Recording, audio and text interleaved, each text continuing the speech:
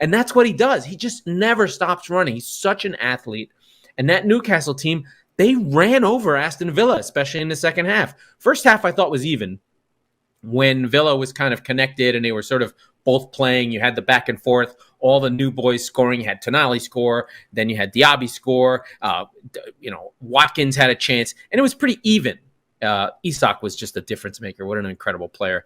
I think the Mings injury really hurt Aston Villa. They mentally sort of dropped a little bit, where they were like, we lost Buendia the day before to an ACL. Then they lose Mings to an ACL. They got to feel hard done, like, we made this great transfer. The news is great. We've got a great coach. And now we've got to try and overcome this. And then I think Newcastle just ran them over.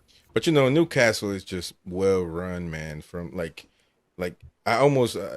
I'm telling you, man, I said it. They're going to make the Champions League this year, and they're really going to contend for the Premier League title. I do believe that with my heart. And I know there's just one game. I get that. I don't want to get... No, this is overreaction time. This is when you do it. Yeah, but I mean, I'm telling you, I see it, and one thing I will say, that stadium, those fans, we talk about Liverpool, we talk about all these clubs, and I got a good reaction from Chelsea fans when they scored, and the crowd goes up, and the camera shakes. But when Tonali scored that goal, that's the loudest goal I've heard in a while in a Premier League match. You know what I mean? St. James's Park, man. It's no joke. It's no joke, and it's. I almost want to say this, and not in the bad way, but it almost doesn't seem colorful. It seems like a cemetery almost. It's smoky, black and white, and it feels like people go there to get killed. And I love it. I'm all nice. About that stuff. And yeah. I think excited. I mean, that's the thing that I think is going to be so interesting. So Liverpool has lived. I like to juxtapose these with Liverpool because I think Newcastle and Liverpool, in terms of stadiums, in terms of iconic, in terms of like the fandom, they're they're connected in that way. If Liverpool can if Anfield swallows teams alive like it does, you've seen it with Barcelona, City have been run over. Sometimes those stadiums can lift to a level where you can't handle it. Like your team collapses and goes into the ground. Right? Like Barcelona, the greatest team ever with Messi, they died in that stadium, right? It just fell apart. They were eaten by the ground. I think that St. James's Park can get there, and we'll see what happens. Those first Champions League nights in Newcastle in the winter, it's cold. That place is on the ocean. That town is the farthest thing England has. It's way up in the northeast on its own, kind of like it's their own culture.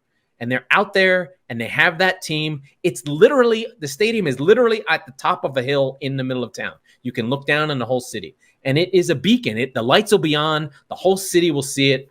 And, there are a few stadiums that can get that way. I mean, I think the San Siro and I think Napoli's and the Diego Maradona, Anfield.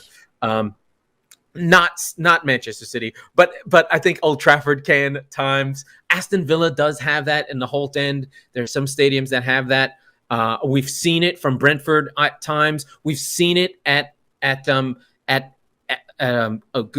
Park that they've saved Everton. There are just a few stadiums, and I think what's the other one that I think about? Newcastle's ground.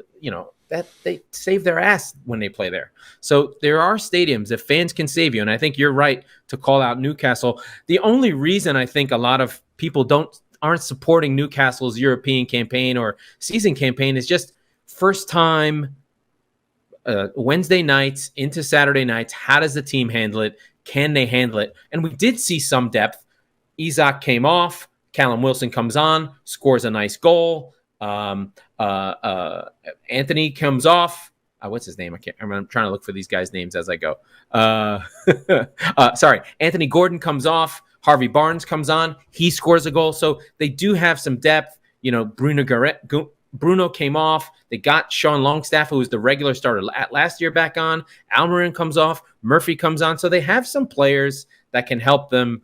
And they have Elliot Anderson to come on as well, a youngster who came on for Tonali in the last minute. So they're starting to build some depth. I think the questions are, is Eddie Howe really a Champions League level manager? Can he manage this team and keep them with him?